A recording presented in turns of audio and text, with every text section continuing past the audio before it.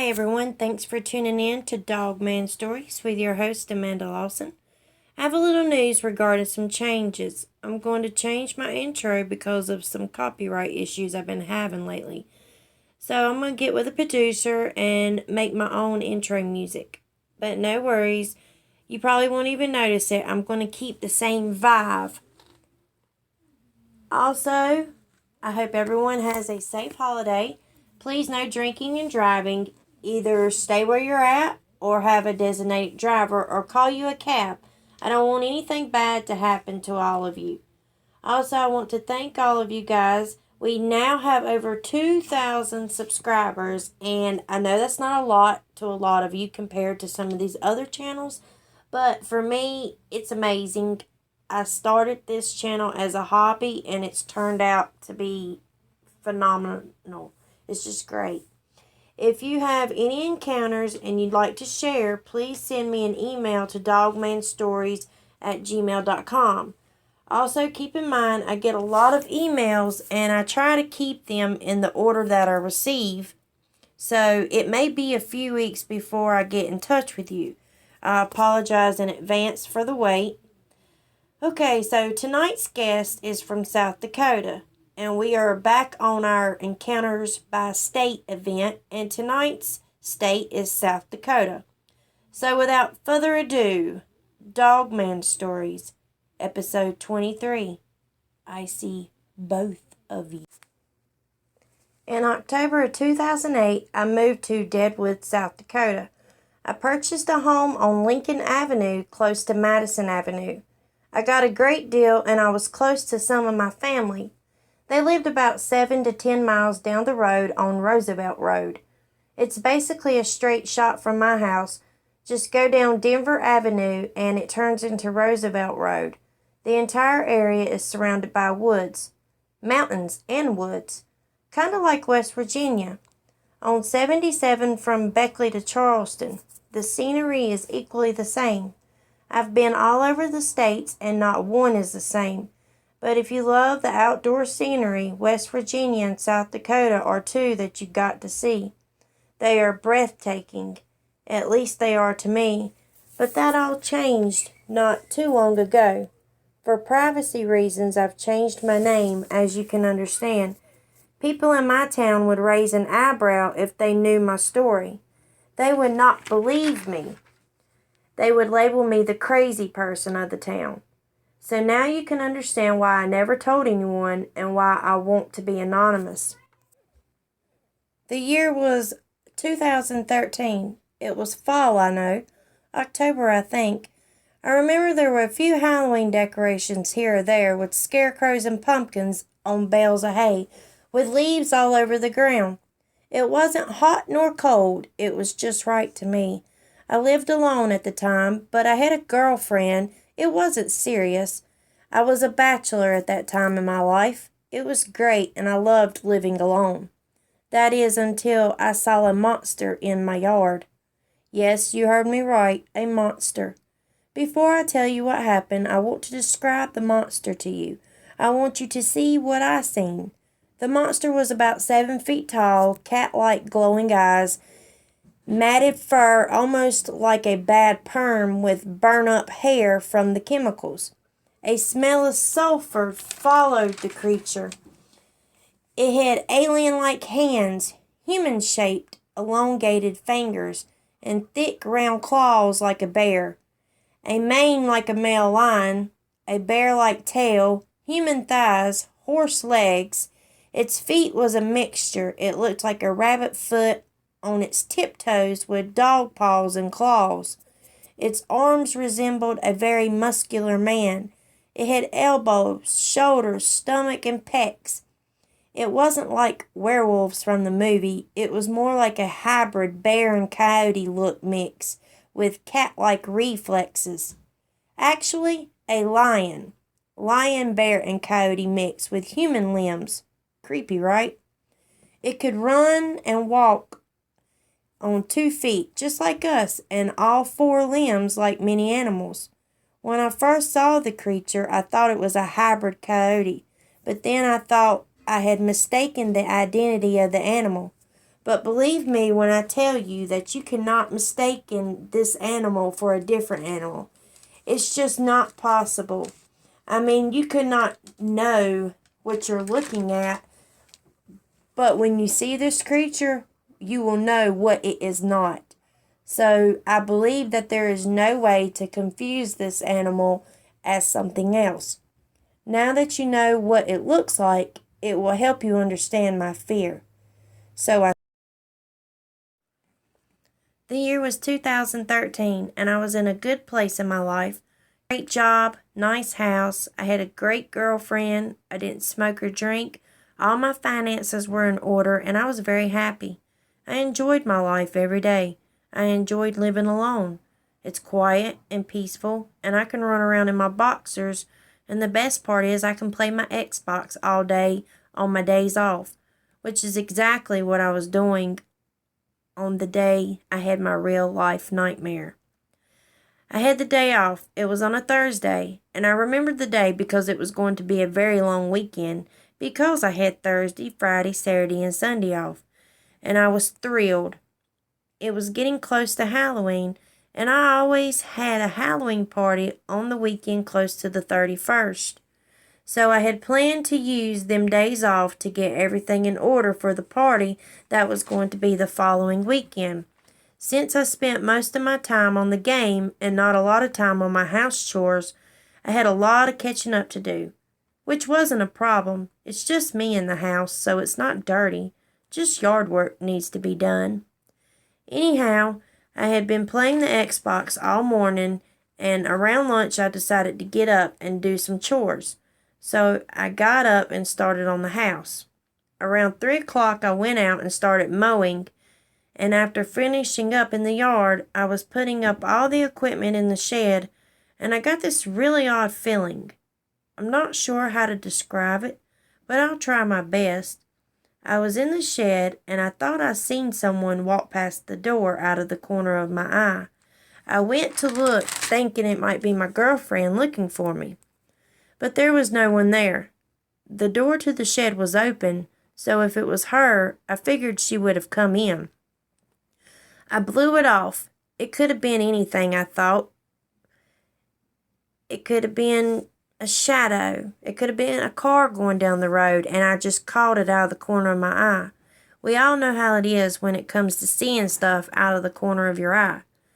So I continued with what I was doing, and the odd feeling that I had got before had come back. It was so strange. It was like fear or something. The hair on my arms had stood up, and I had goosebumps all over my body. I felt afraid, and I didn't even know why. I noticed my ears had started ringing because of how quiet it was. There was total silence. I stepped outside and looked around, and everything was dead silence. Not a soul in sight, no animals around, no dogs barking, which was very odd. I didn't see any cats or hear any insects or birds. I didn't even see any birds flying around. That was very odd because I enjoyed photographing different types of birds, so I had about 20 different feeding stations all around my yard, 4 bird baths, and about 30 birdhouses that I painted and my mom painted. So they also had meaning to me. Half of the birdhouses had birds living in them, and the other half had squirrels living in them, which I found to be amazing. I enjoy and respect wildlife. I enjoy watching them. I have a bench I sit on and watch the squirrels play and the birds fly around and chase each other. It relaxes me. But I noticed all my animal friends were gone. Not a bird or squirrel in sight. I noticed one of my birdhouses was missing from the tree, so I went looking for it. While I was looking for it, I noticed someone had messed with almost all of the birdhouses. They were all crooked and turned upside down. Some had deep claw marks on the front of them. 2 of them had the roofs ripped off of them. I had no idea what was going on with the birdhouses.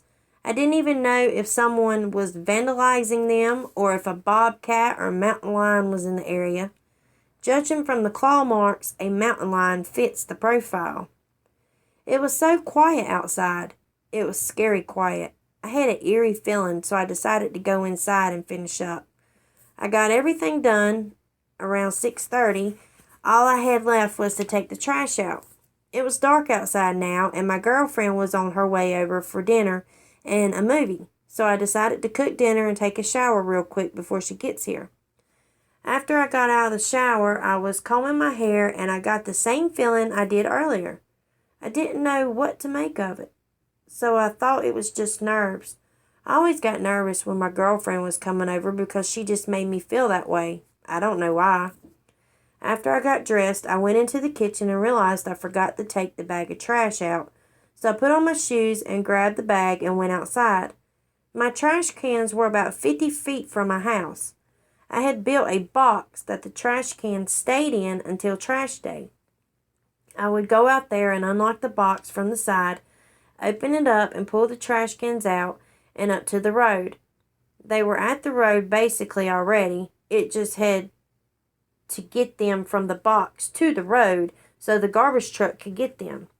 I made the box to cover my trash cans because some animals were going around digging in the trash, turning them over, spreading trash everywhere, getting trash all over the neighborhood, and I got tired of picking it up.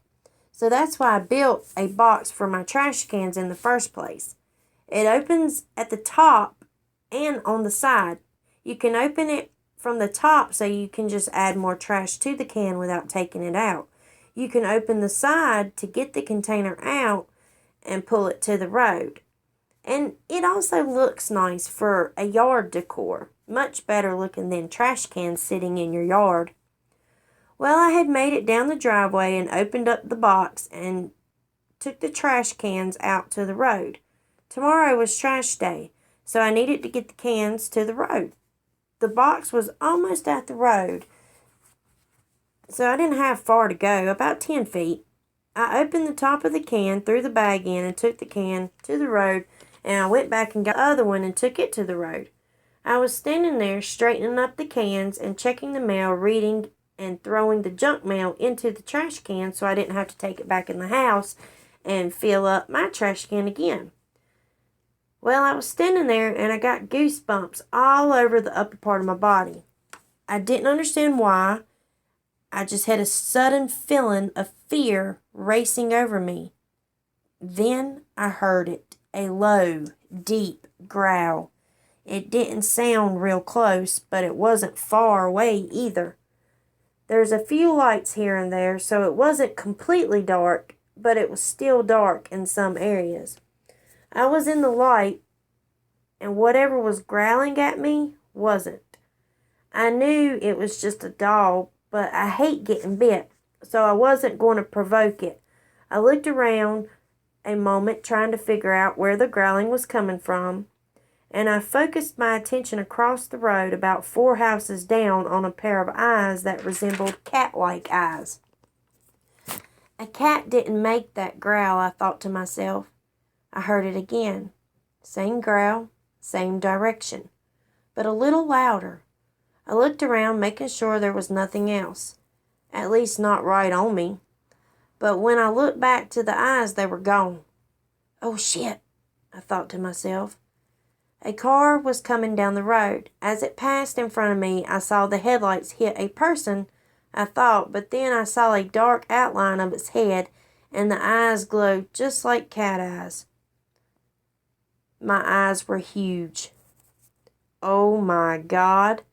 It saw me looking at it, and it had moved closer without a sound, or me even seeing it. I started to run back to the door. I couldn't hear.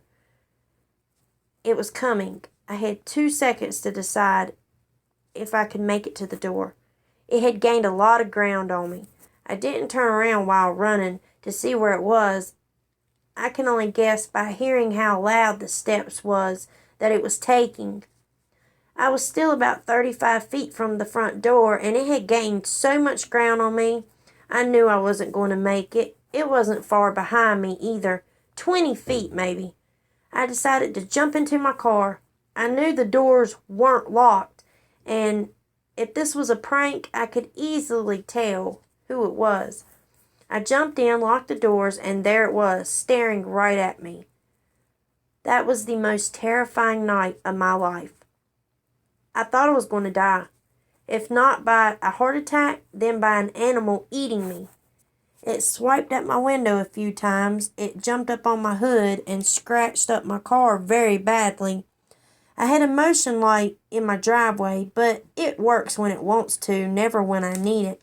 I sat there for 5 minutes before that light came on. I wished it hadn't, because when it did, I saw exactly what was looking at me, and it scared the shit out of me. And the light pissed it off. It wanted the light off. It started scratching my house as if it was trying to find wires or something. I was scared shitless, but at the same time, I was intrigued that this creature showed common sense and seemed intelligent. Now I knew what destroyed my birdhouses also. While the creature decided to tear my house apart, I knew I couldn't just get out of the car and run to the front door, so I decided to quietly climb into the back seat, and I opened the seats up to climb into the trunk, without the creature seeing me do it. Watching it tear my house up like that made me wonder if it could bust the windows to my car. Hopefully, since it didn't see me get in the trunk, it would think I was gone. At least that's what I was hoping for. So I laid the seat down and crawled into the trunk and gently pulled the seats back up close and locked them in place. I felt more protected this way. Although I couldn't see anything, I could still hear everything, and I had seen more than I wanted to. As I mentioned before, the animal looked as if it was mixed, a hybrid of some sort. I included a drawing of what it looks like, but it appeared to look like a bear head with a dog face, and it's about 6 feet tall with about 6 feet that stuck out of its mouth. The teeth were longer than the rest of them, but they weren't all the same size. There was a very long one. Then there was one that was just a tad shorter than the one before it. And then the other one was a little longer, but not as long as the first one. Crazy, I know, but that's the way they were.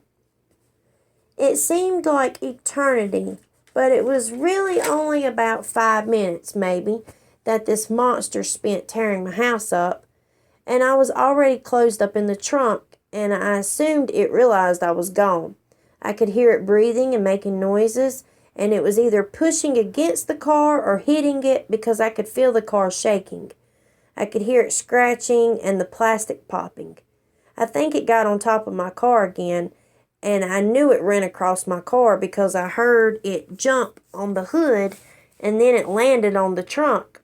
It let out a howl that I've never heard before. More of a growl, but loud and wide range, so to speak. It felt as if it jumped off the trunk because the whole back of the car went down, and I think my back bumper hit the ground when it jumped. When that happened, I made a little sound, and I think it heard me because as soon as it leaped off my car, I didn't hear it. And then it started growling and sniffing. It sounded like it was sniffing the trunk, but I'm not sure because I couldn't see it. It sounded like it was trying to open the doors. I could hear the door handle popping. Thank God I locked it. I had no idea this thing could open door handles. Kinda scary that they can do that. I'm sure they can open doors to houses. Always lock your doors and windows when you're at home or in the car. When it gets to the trunk, and if it opens the trunk, I'm dead. I have nothing to protect myself with. Nothing at all. I have a firearm in the glove compartment, but for some reason it didn't cross my mind until I ended up in the trunk. Why, you ask? I have no clue. I guess because I was in shock, and all I could think about was, oh my God, a werewolf, and hide. After I was hit, that's when it crossed my mind. And it was about the time for my girlfriend to show up. and I had no way to call her. My phone was inside. Great, I'm screwed. Call me selfish, call me chicken, whatever, but I didn't want to die by being eaten by a werewolf, so I made no attempt to go get a phone. So I laid there for what seemed like eternity and just listened to my surroundings. Now that I think about it, I didn't hear anything except for the monster. I wonder if it was around earlier today when I had this odd feeling. Well, now, I know, if I get this feeling, to stay inside. But if it really wanted you, it could get in, which is why I took it upon myself to put bars on all my windows and have a lock with bars on both exterior doors. I even stapled chicken wire on my attic floor and cut out the opening where the pull-down door is, just in case if there's a hole in my roof or something. And yeah, I'm paranoid, and I'm terrified, but I have the right to be. I don't ever want to encounter one of these creatures again, so I took it upon myself to make sure hopefully they can't just get in my house very easily. As I was lying in the trunk for what seemed like an hour, and I realized I didn't hear anything, I concentrated on listening for the next 10 minutes or so. I didn't hear nothing, so I began to ask myself if I was safe now. Is it gone? Not knowing anything but watching plenty of horror movies, I was not about to open that trunk door. So instead I opened the seats up and poked my head out and made sure the windows weren't broke and the doors were still closed. I didn't see anything, so I climbed out into the back seat. As I was climbing, headlights appeared behind me.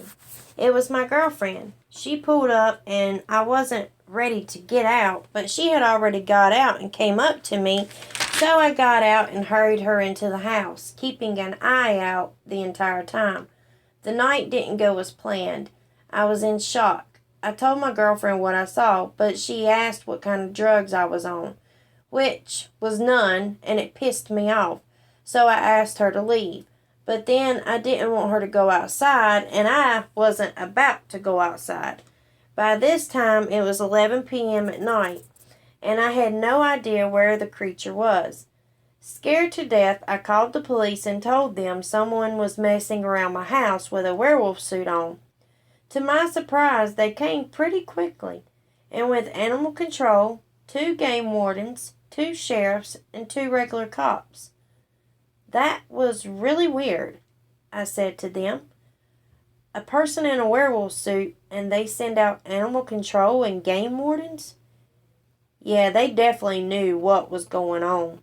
When they showed up, I could still smell that was lingering around in the yard. It smelled like sulfur, and an officer asked what that smell was, and I told him it showed up when the guy in the werewolf mask showed up. I guess he set off a stink bomb.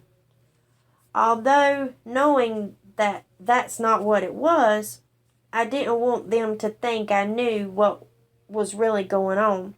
I have heard the stories. The government shows up and wants you to shut up. So I just pretended like I didn't even know anything. I thought that was the best way. I thought anyways. After they left, I decided I couldn't sleep, and my girlfriend had left when they did. She didn't believe me.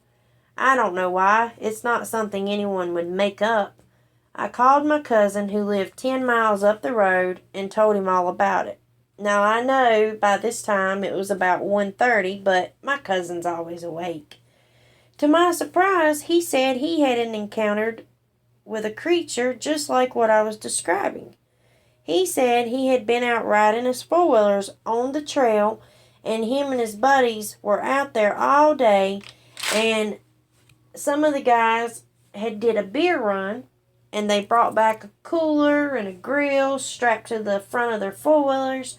They grilled out, and they were getting plastered out there that evening. They decided they were going to sleep under the stars that night because they didn't want to drive the four-wheelers back to the house and on the road plastered. Well, as they were sitting there up under the stars, they had an eerie encounter that night.